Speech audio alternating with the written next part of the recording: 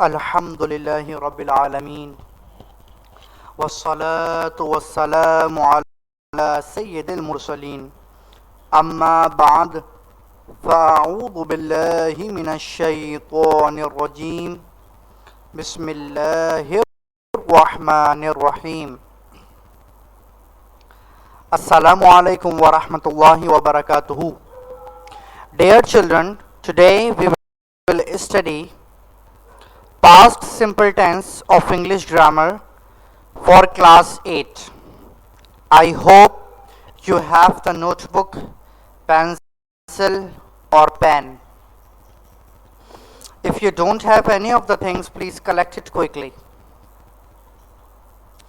तमाम बच्चे मेरे साथ सलातो सलाम और इल्म में इजाफे की दुआ पढ़ें ताकि अल्लाह पाक हमें इसकी बरकतें नसीब फरमाए।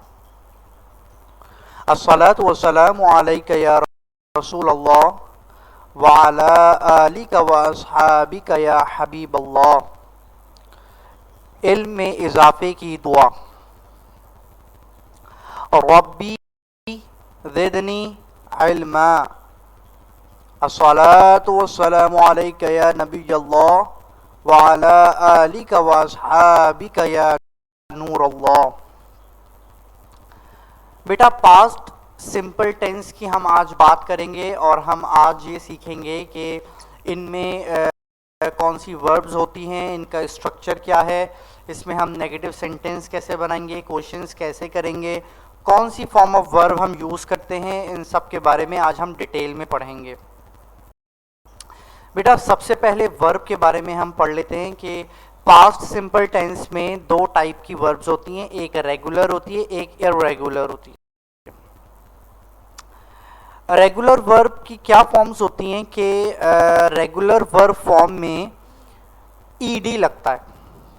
लास्ट में जो वर्ब एंड हो रही होती है उसमें हम क्या लगाते हैं, ईडी। जैसे वर्ब की फॉर्म है प्ले, वर्क, स्टे। लिसन, ये रेगुलर वर्ब्स हैं, इनके लास्ट में हम क्या यूज करते हैं, ईडी। अब इसमें मैं आपको एक सिनेरियो बताऊंगा कि हम कहां पर ईडी यूज करते हैं, कहां पर हम आईईडी यूज करते हैं। तो यहां पर स्पेलिंग का इशू है कि कॉन्सोनेंट हमें पता होने चाहिए, तो हम आसानी से ये यूज करेंगे कि वर्ब कहां एंड हो रहा है और किस तरह हो रहा है।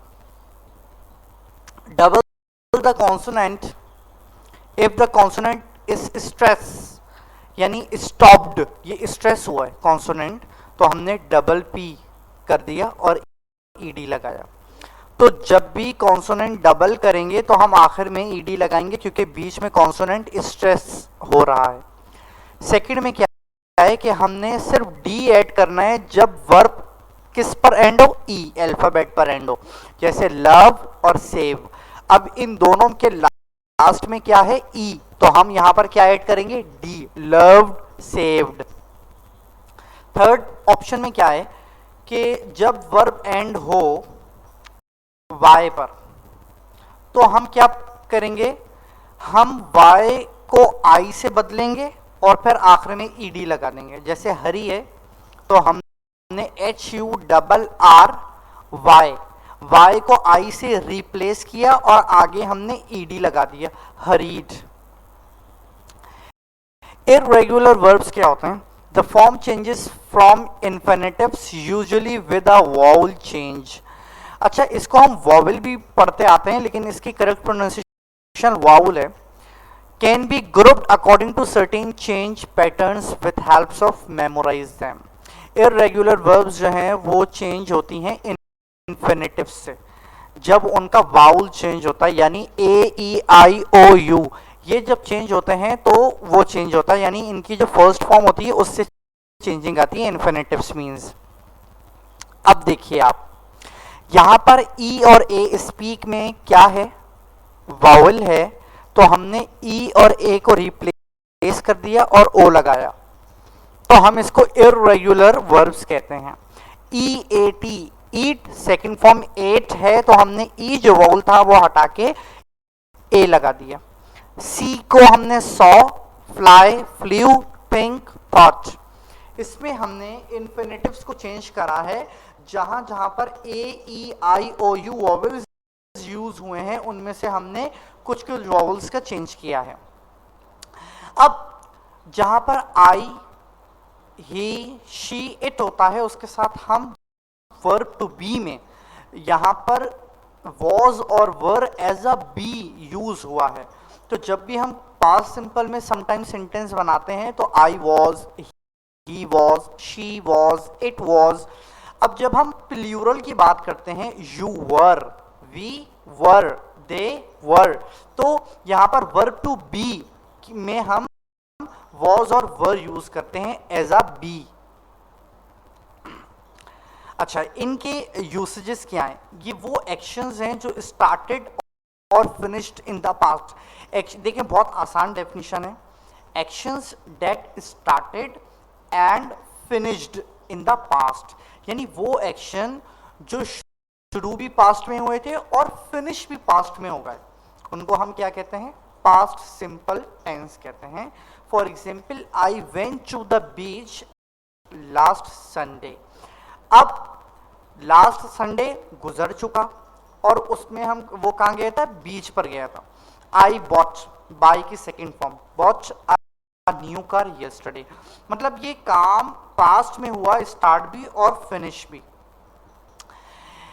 Action that happened one after the other in the past, like in a story. किस तरह? He came in, took off his coat and sat down. Took off यानी टेक ऑफ, सेट डाउन यानी sit down. I went into the bakery यानी I गो, गो की second form हो गई। आगे क्या है? I saw my favourite cake, यानी देखा पास्ट में, प्रेजेंट होता तो हम क्या लिखते? आई सी। देन आई आस्क्ड, ईडी लग गया, टॉप शॉपकीपर फॉर प्राइस। अच्छा बेटा, अब ये बिल्कुल मेजर हम स्लाइड्स की तरफ आ गए हैं कि पास्ट सिंपल स्ट्रक्चर क्या होता है।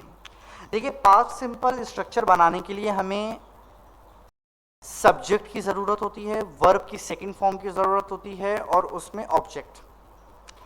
For example, I played cricket, she cooked food, they went to school. अच्छा बच्चों, ये तीनों एग्जाम्पल्स तो मैंने आपको दे ही दिए हैं। साथ ये भी मैं आपको बताता चलूं कि आप लोग फॉर्म ऑफ वर्ब याद करें, first form, second form, third form, ये आप लोगों को बहुत हेल्प करेगी। तो सब्जेक्ट प्लस ऑब्जेक्ट, उसके बीच में वर्ब की सेकंड फॉर्म होना ज़रूरी है और वर्ब की सेकंड फॉर्म आपको याद होना ज़रूरी है। और इसी से रिलेटेड मैंने जब भी ये स्ट्रक्चर बताने से पहले आपको रेगुलर और इर्रेगुलर वर्ब्स भी बता दिए और हम पास्ट टेंस में जो वॉज वर्ब यूज करते हैं वो भी मैंने आप लोगों को बता दिया। इसका जो नेगेटिव सेंटेंस होता है उसमें हम वर्ब से पहले डिड नॉट यूज करते हैं। अच्छा बच्चों, आज मैं आप लोगों को एक और बात बताता हूं जिसमें बच्चे सबसे ज्यादा गलती करते हैं। नेगेटिव सेंटेंस वो जब भी बनाते हैं, फॉर एग्जाम्पल यहाँ पर एक सेंटेंस है, आई डिड नॉट वर्क येस्टरडे। तो यहाँ पर आई डिड नॉट वर्क, तो जब अगर मैं आपको सेंटेंस देता आई वर्कड येस्टरडे तो बच्चे बनाते आई डिड नॉट वर्कड येस्टरडे, जबकि वो रॉन्ग सेंटेंस होता। जब हम डिड लगा देते हैं तो फिर आने वाली जो फॉर्म ऑफ वर्ब होती है वो हमेशा फर्स्ट फॉर्म में कन्वर्ट हो जाती है, क्योंकि यहाँ डिड जो लगा है वो ऑलरेडी डू की सेकंड फॉर्म है। तो I did not work yesterday और I didn't work yesterday. Incorrect क्या बच्चे बनाते हैं? I didn't work. अब ये जो वर्ग में ईडी आया ना, ये ईडी नहीं लगेगा। क्यों नहीं लगेगा? क्योंकि नेगेटिव में जब डिड आ जाता है तो वर्ब की second form automatically first form में कन्वर्ट हो जाती है। आ रही है बच्चों मेरी बात समझ में? मैं दोबारा अपनी बात रिपीट करता हूं कि जब भी हम पास्ट सिंपल टेंस में नेगेटिव सेंटेंस बनाते हैं तो उसमें हम डिड नॉट यूज करते हैं सब्जेक्ट के बाद और वर्ब से पहले। डिड नॉट, डिड आ जाने की वजह से वर्ब की सेकंड फॉर्म नेगेटिव सेंटेंस में फर्स्ट फॉर्म में तब्दील हो जाती है। More examples. I didn't go on holiday last year. I didn't went on holiday last year. अब मैं आपको बताता हूं कि इसमें से करेक्ट कौन सा है और रॉन्ग कौन सा। अभी जो मैंने प्रीवियस आपको एग्जाम्पल दी उससे आप अपने माइंड में सोचें कि इसमें से कौन सी ठीक है और कौन सी गलत है। उम्मीद है कि आप लोगों ने फर्स्ट वाली को ही करेक्ट कहा होगा, क्योंकि गो फर्स्ट फॉर्म है और नेगेटिव में हमेशा फर्स्ट फॉर्म आती है, और सेकंड वाला उसमें वेंट यानी गो की सेकंड फॉर्म है। इट मींस कि ये वाला सेंटेंस नीचे वाला रॉन्ग है और ऊपर वाला ठीक है। ये आपका असेसमेंट किया हमने। अच्छा, जिस तरह मैंने आप लोगों को पहले बात क्लियर कर दी कि हम जब भी वर्ब टू बी की बात करते हैं तो नेगेटिव सेंटेंस में वॉज और वर हम यूज करते हैं, या अफर्मेटिव भी हो तो हम उसमें भी वॉज और वर यूज करते हैं वर्ब टू बी में। फिर दोबारा कह रहा हूं, यहां पर बी एज अ वॉज और वर यूज हो रहा है।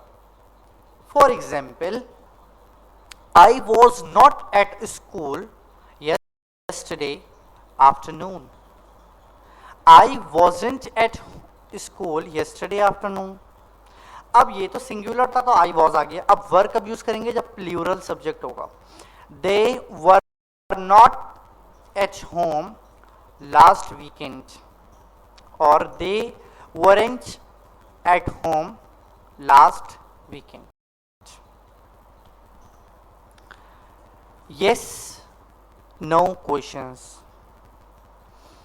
अच्छा बेटा, समटाइम्स ऐसा होता है कि आपसे इंटेरोगेटिव क्वेश्चंस किए जाते हैं और उसका आपको एक छोटा सा जवाब देना पड़ता है, yes I did, no I didn't. जब भी अफर्मेटिव होता है यानी पॉजिटिव होता है तो आप येस कहेंगे तो उसमें नॉट आगे नहीं लगेगा, और जब नेगेटिव होगा तो आप पहले ही नया कर देंगे, नहीं बोल देंगे, नो मैंने नहीं किया। अब इसका फॉर्मूला क्या है? सबसे पहले डिड आएगा, फिर सब्जेक्ट आएगा, फिर मेन वर्ब आएगी, फिर रेस्ट ऑफ द सेंटेंस आप यूज कर सकते हैं। जैसे एक सवाल किया आपसे, डिड यू वर्क यस्टरडे? क्या आपने कल काम किया था? आप दो जवाब दे सकते हैं। अगर आपने किया तो आप बोलेंगे यस आई डिड, और अगर आपने नहीं किया तो आप बोलेंगे no I didn't. was or were subject plus rest of the sentence. Example, were you at home last weekend? मैंने आपको बताया था सब्जेक्ट यू हो तो वर आता है, तो जब इंटेरोगेटिव है वर यहाँ पर पहले आ गया, बाद में यू आया, सब्जेक्ट बाद में आएगा। अगर आप थे यस आई वॉज, और अगर नहीं थे नो आई वॉजंट। रिमेंबर, यहाँ पर बात करने याद रखने वाली बात क्या है वो आप यहाँ देख लें। इस स्लाइड से हमारी पिछली स्लाइड्स का भी थोड़ा रिव्यू हो जाएगा। पॉजिटिव सेंटेंस यानी अफर्मेटिव सेंटेंस क्या होते हैं? I played football yesterday. Simply बात की कि जो पास्ट में एक्शन स्टार्ट हुआ और फिनिश हुआ। मैंने फुटबॉल स्टार्ट भी कल की थी, खत्म भी कल की, तो ये पूरा कंप्लीट हो गया, ये पास्ट सिंपल टेंस हो गया। I went home early on Saturday, ये पॉजिटिव सेंटेंस है, हम नेगेटिव बनाते हैं।